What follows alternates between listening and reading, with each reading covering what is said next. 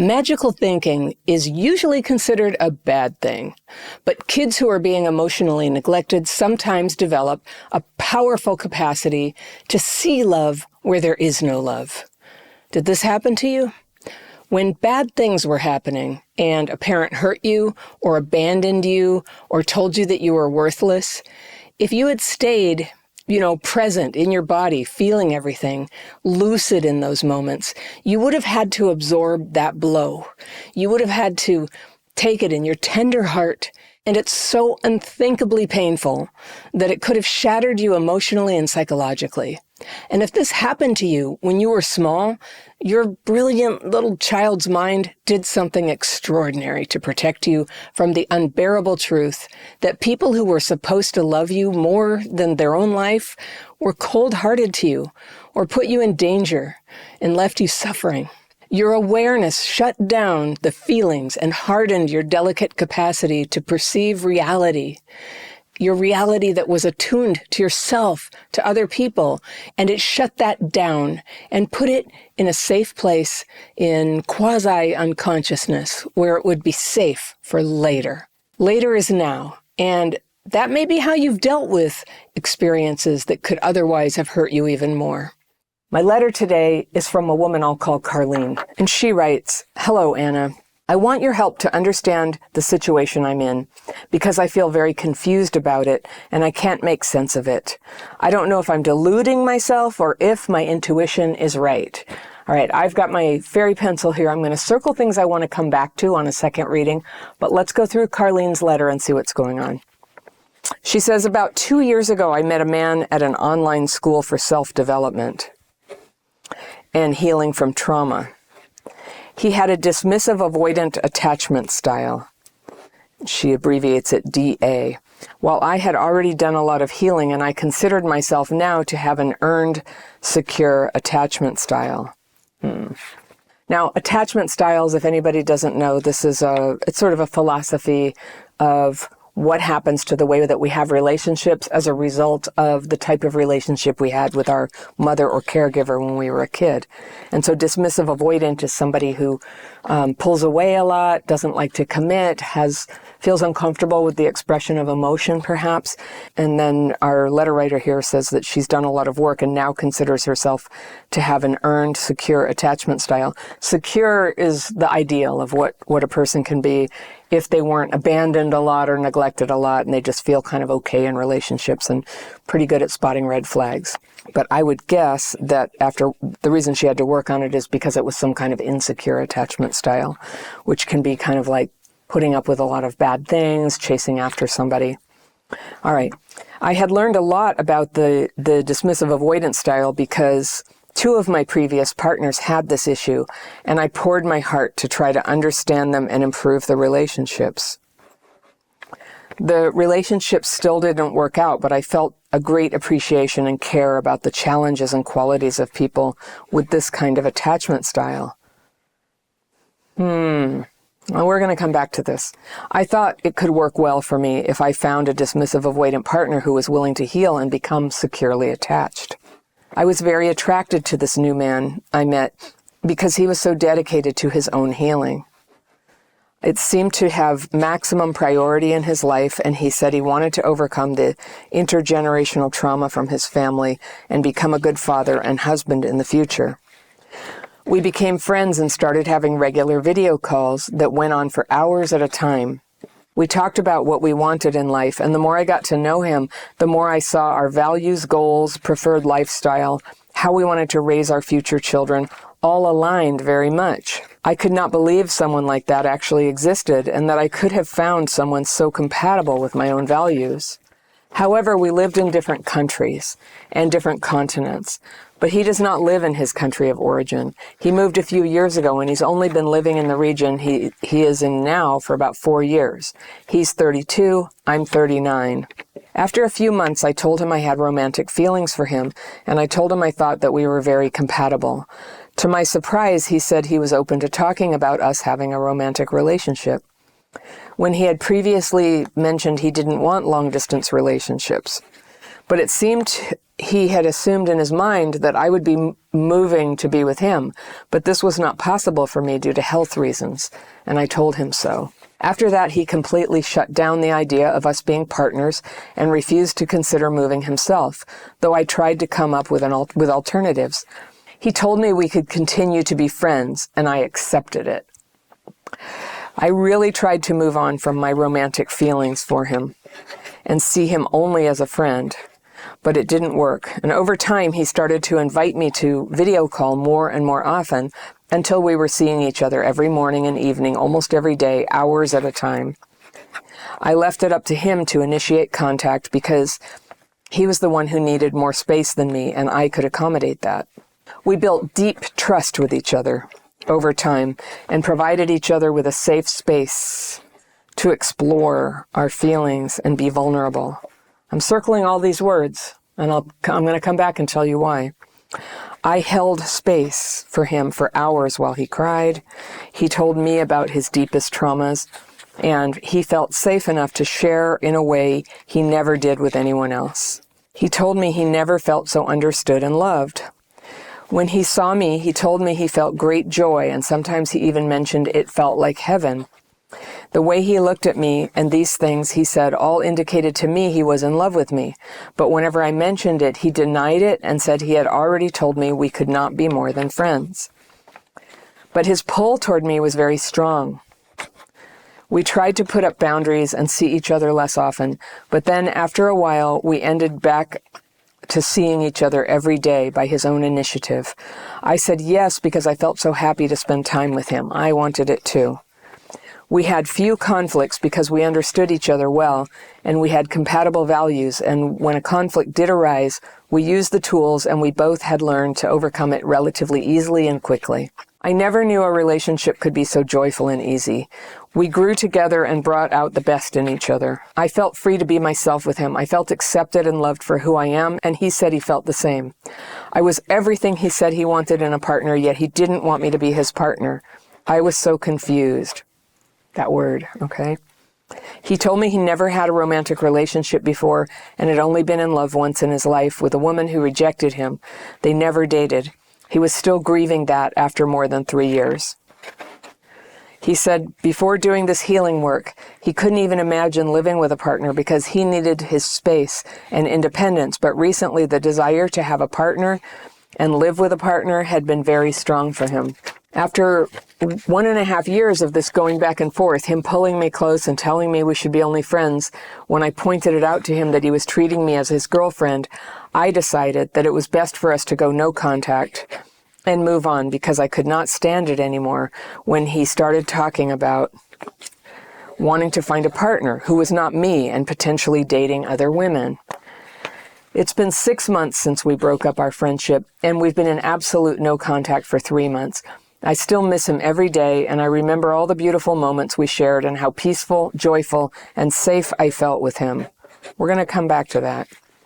I still remember all the things he said that made me think he was in love with me and how he kept denying it. I can't understand how he could walk away from a relationship like this and imagine he can find another amazing relationship easily just because he wants a woman who lives close to him when it's not even his country of origin and he's only lived there for a few years.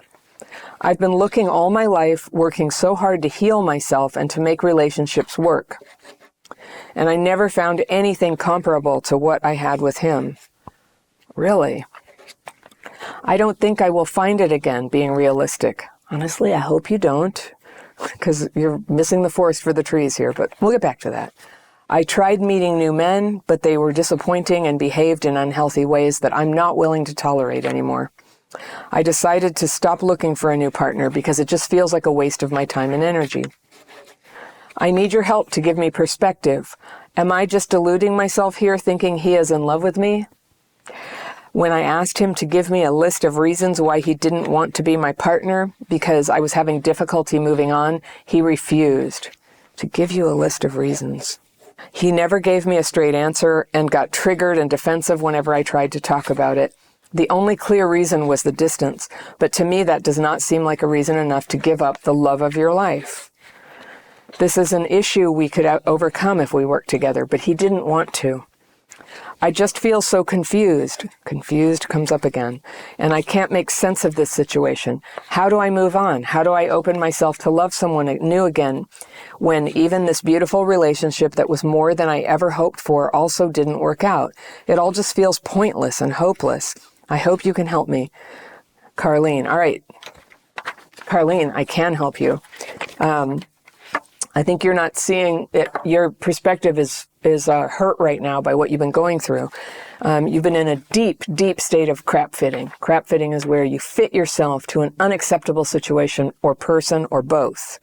And it's something that we learn to do in childhood. Sometimes it was a survival mechanism then, but it's a guarantee that we cannot get real love now if we cannot heal from it. So I'm going to bring the focus onto what you're doing here. I think you're lovely, and I think it's all going to turn out well for you when you can start to face reality about this relationship and let it in and let it teach you what it is that you need to learn to actually move on to a good relationship. So, you had said a couple years ago you met this guy at an online school for self-development and healing from trauma. And I get a funny feels about this because in theory you could meet great friends, potentially a partner at these things. But so often people who are drawn to a program that's about healing trauma are traumatized. And you present yourself as like, well, I'm really healed and I have secure attachment, but I'm just here to tell you, Carlen, well, because you're really into this guy who won't have you and doesn't want you, it just seems like you don't have secure attachment. I would just say it's okay not to have resolved that yet. It's not failure, but where you are right now is insecurely attached and willing to jump through hoops and tie up your whole life, giving unpaid, unlicensed therapy to a guy who wants nothing more from you. And what a great deal it is for him.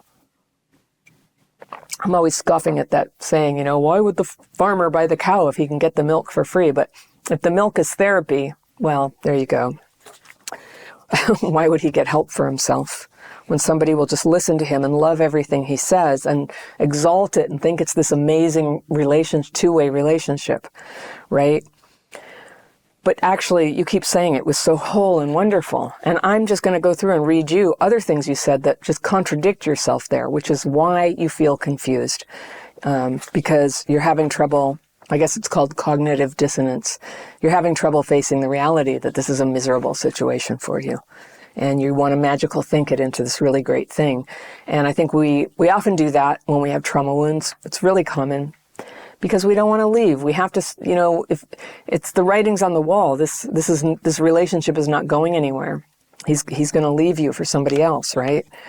And he's looking for somebody. He feels that he has your permission because you've been so cool about it. Like, that's okay, I understand. And seeing yourself as this healer of him.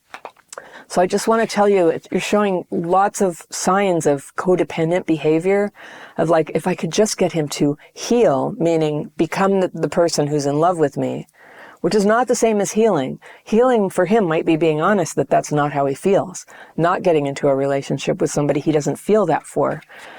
And it's one of the hardest things to hear when you're in love with somebody, that they don't feel that way about you, but it's the most important thing to hear. Reality is our friend. Reality is where we heal. Reality is where we solve our problems and find new, cool people who will be our friends and maybe one day a partner. They're only in reality. So when we're taking a vacation in this little pink cloud of how it might be with somebody, but it isn't that way, we're basically avoiding life. We're as good as, unconscious. We're unconscious and not fully engaged in our lives. And, it does have a way of like directing your thoughts.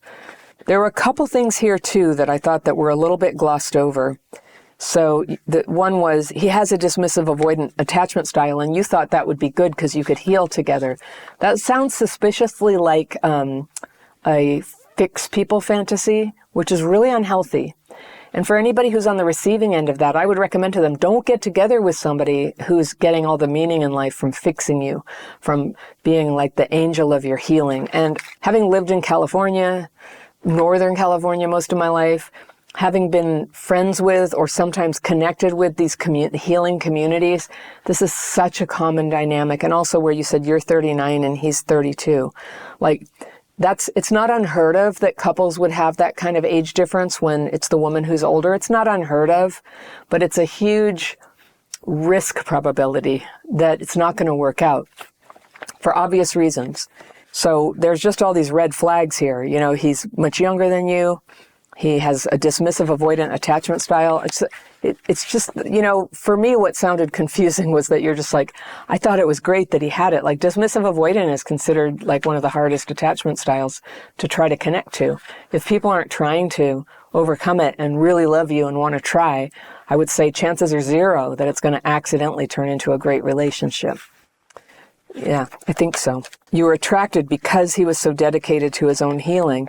And I think that I might just be speaking for myself and my own experiences with this. I think we can tend to spiritualize that sometimes, like spiritually bypass that we're doing healing. It's so profound. And then we can use that to like completely spackle over all the weird problems of stuff that's not working, like it's not a romantic relationship. He's healing. So we can talk ourselves into putting up with a lot of stuff that actually is maybe a red flag or worse, a no deal. So somebody who says, I'm not interested in a relationship with you, that's more than a red flag. The deal is off. And then at the point where they want to date somebody else and you're still hoping or feeling angry or ripped off or anything, my job today, as I see it, is to help you turn that and see that the person to be angry at is yourself for holding on to this situation with magical thinking. And then I don't want you to be angry at yourself another minute, but just to know like, oh, you're making that choice. You can unmake that choice. You can unmake that choice and set yourself free from this belief that you have to change other people to get loved. I can just tell you from experience what a sad belief that is. What an impossibility it is to have to change other people at all. And if you have to do that to get love, there are two things that aren't going to work. They're not going to change, and you're not going to get loved. But it's a trauma-driven behavior, and it's really common. It's really common. And many people here will understand, and I hope you can send some love to Carlen for the spell she's under right now. Just help her gently wake up out of it and see how the path to true love is out of this crap fit relationship. Isn't that funny? It always feels like somehow I've just got to find love in my current relationship. But the shortest path to real love is out of a relationship where you can never get what you want. The shortest path is free of that so that you're free to heal yourself, not other people, not to get enamored with somebody else's healing. In fact, if you're a person with trauma wounds, if you possibly can kind of match up with somebody who's not very wounded, that would be nice. That's just like that much less to work out between you. It's not how it always works, but I wouldn't aim for it. I wouldn't prize it as somebody who's, I love people who have been through trauma.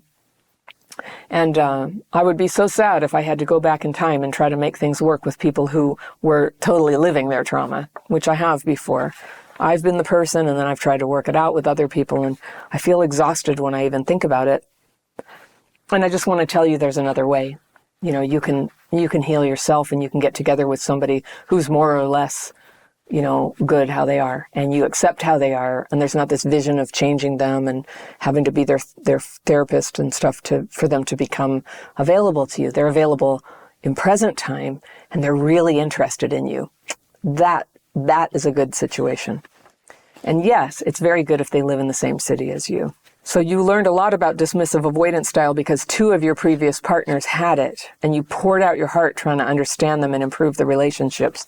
So I think that's very telling that you'd done it before and you just thought now they didn't work out. So then you said, but you felt a great appreciation and care about the challenges and qualities of people with this kind of attachment style.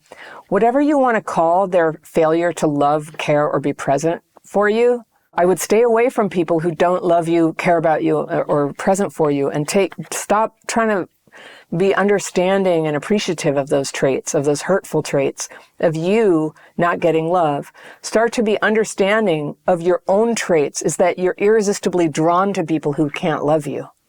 That's the thing that you need to be healing, and that's what needs your compassion.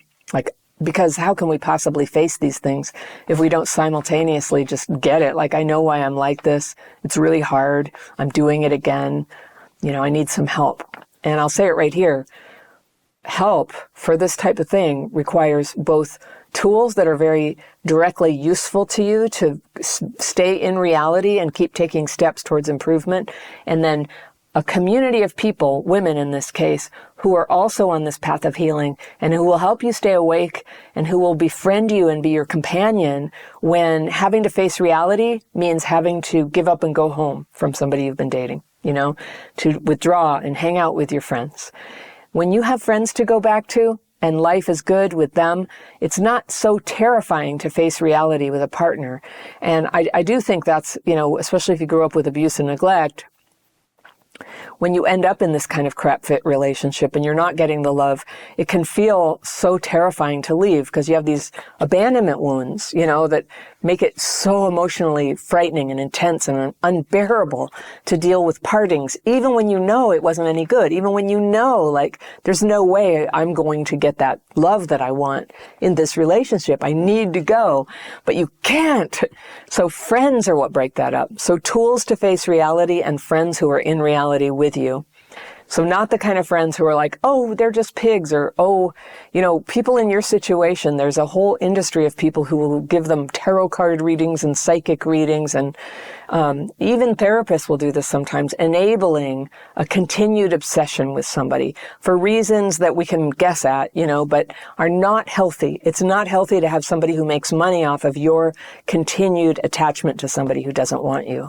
If that's going on in your life, it's time to stop two relationships, the person who you're paying for that and the person you're obsessing on. When you have somebody who loves you, it will gradually come together. It's probably going to be gradual, and it will be good. And that person will want to be with you, and they will want you romantically and sexually. That is what partner is. Yep, that's what it is. And if it's not that, it's a friend.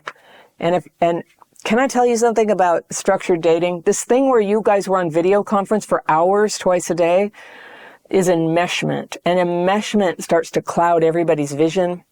And that's where you really lost your boundaries, I think, is trying to get all your needs met through this time on a little computer or phone, It's really sad, actually. I want you to stand outside of it and go, of course you can't get your needs met from a voice on a phone for hours a day. Like, think of all the things that you weren't doing with your hours that could have made your life happy and full rather than alone, right? I guess we can say that about any relationship that doesn't work out. But that is the extreme of avoidance. And sometimes I like to challenge people who are in pain because they've been with an avoidant, of like, being that you stayed so long and you kept enabling the situation, is it possible you're avoidant too? That what you like is to feel very passionately in love, but not ever have to really deal with somebody or take the risk of actually having face-to-face life.